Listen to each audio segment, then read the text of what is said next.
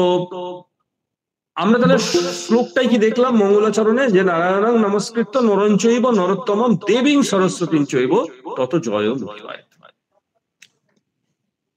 হঠাৎ করে সরস্বতীর কথা কেন? দেবী সরস্বতী বাক্যের অধিষ্ঠাত্রী। মহাভারতে উল্লেখ আছে তিনি দণ্ড নীতির সৃষ্টি করেছিলেন।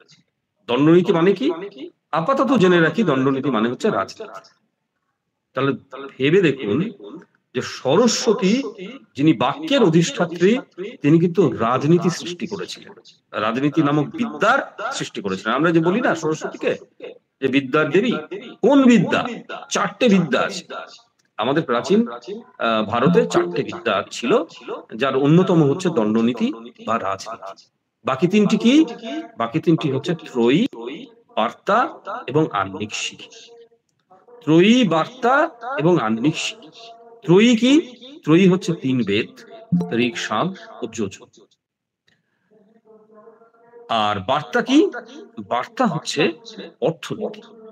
বার্তা হচ্ছে অর্থনীতি বা জীবিকা নির্বাহ উপায়, জীবিকা নির্বাহ উপায়। আর আহ্নিক শিখি কি? আহ্নিক শিখি হচ্ছে যুক্তিবিদ্যা। আচার্য মনু তিনি আহ্নিক শিখিকে পৃথকভাবে স্বীকার করেন, আর দেবগুরু বৃহস্পতি কেবল 2টো বিদ্যা স্বীকার করেছিলেন, বার্তা আর দণ্ডনীতি। আর অসুর গুরু শুক্রাচার্য তিনি একটি বিদ্যা স্বীকার করেছিলেন, দণ্ডনীতি বা রাজনীতি।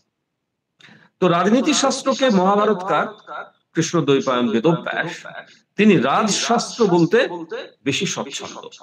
আবার রাজনীতিকে অনেক জায়গায় মহাভারতে শুধু নীতি বলে উল্লেখ করা হয়েছে, কখনো নয় শব্দের দ্বারাও রাজনীতিকে বোঝানো হয়েছে। নয়, নয় মানে অবধারণ, জাজমেন্ট। তবে রাজনীতি কথাটিও মহাভারতে আমরা পাচ্ছি। দেবব্রত ভীষ্মের রাজনীতি জ্ঞানের স্তুতি করার সময়, প্রশংসা করার সময় এই শব্দটি ব্যবহৃত হচ্ছে। এরকম একটা শ্লোকের অংশ আমরা পাচ্ছি, তোষায়িত্ব উপচারেণ রাজনীতি মথিতবান। রাজনীতি, নীতি, নীতি, নীতি, নৈতিকতা। সেই নীতি বা নৈতিকতার সঙ্গে রাজনীতির কি কোনো তফাৎ আছে?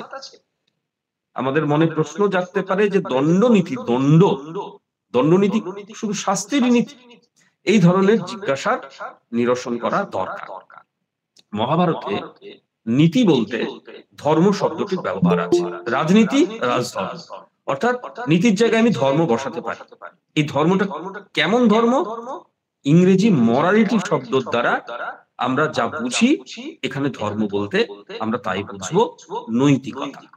এই ধর্ম প্রাতিষ্ঠানিক ধর্ম বা রিলিজিয়ান কিন্তু নয়। মহাভারতকার ধর্ম শব্দের 2টি ব্যুৎপত্তি স্বীকার করেছিলেন। মহাভারতকার স্বীকার করেননি ঠিক, এটা মহাভারতের যিনি টিকাকার নীলকণ্ঠ, তিনি ধর্ম শব্দের 2টি ব্যুৎপত্তি দিয়েছেন। ধনপূর্বক ঋধাতুর উত্তর মক প্রত্যয় যোগ করলে শব্দটি সিদ্ধ হয়। এর অর্থ কি? এর অর্থ হচ্ছে যা থেকে ধনপ্রাপ্তি ঘটে। ধন পার্থিব হতে পারে, অপার্থিব হতে পারে।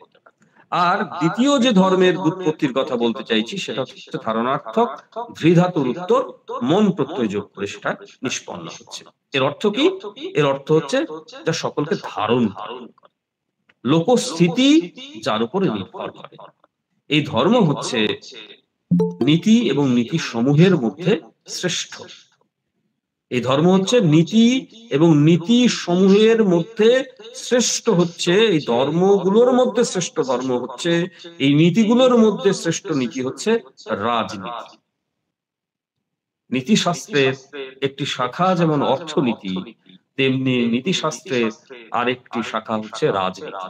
আমাদের মনে হতে পারে যে রাজনীতি যদি নীতিশাস্ত্রের শাখা হয়, তাহলে আধুনিক কালের যে রাজনীতি সেটা সম্পূর্ণ নৈতিকতা বিবর্জিত। আমরা সেটা খেয়াল করি প্রতি পদে। আমি আসবো কথা। শুক্রাচার্যের কথা আমরা জানি, শুক্রাচার্য অর্থনৈতিক রাজনীতি শাস্ত্রের কথা বলেছিলেন, যেটা নীতিশাস্ত্রেরই শাখা। ধর্ম, ধর্ম কথাটার মানে তাহলে কি দাঁড়ালো? রাজধর্মের যে ধর্ম, তার মানে দাঁড়াচ্ছে নীতি। তাহলে ধর্ম, আবার আমরা ধর্মকে দেখতে পাচ্ছি, ধর্মের তো 2টো ব্যুৎপত্তি দেখলাম, ধর্মকে আমরা দেখতে পাচ্ছি সেটা 4 পুরুষার্থের মধ্যে প্রথম পুরুষার্থ। আমরা পুরুষার্থের কথা পড়েছি না, মানে এই যে আমরা চারটে পুরুষার্থ আছে, ধর্ম, অর্থ, কাম এবং মোক্ষ। তো এদের মধ্যে প্রথম হচ্ছে, প্রায় প্রধানই বলা যায়, সেটা হচ্ছে ধর্ম।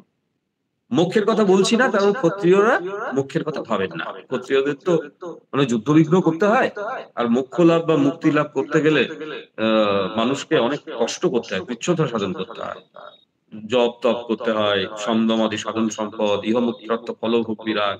কিন্তু ক্ষত্রিয় যারা যোদ্ধা, তারা যখন সিয়াচেনে মাইনাস কত ডিগ্রি যেন টেম্পারেচারে তারা যখন দেশ পাহারা দেয়, তখন তাদের পক্ষে এসব জপ তপ করা তাদের পক্ষে সম্ভব না। সেই জন্য ক্ষত্রিয়দের এই যে জায়গাটা, এই জায়গাটা থেকে বাদ দেওয়া হয়েছে, যে মোক্ষ তোমাদের পুরুষার্থ নয়, তোমাদের তিনটে পুরুষার্থ, ধর্ম, অর্থ, কাম। তো যুধিষ্ঠির ধর্মপুত্র, ভীম কামকে সব থেকে বেশি গুরুত্ব দিতেন। অর্জুন বেশ পণ্ডিত মানুষ, তিনি বলছেন অর্থই হচ্ছে পরম পুরুষার্থ।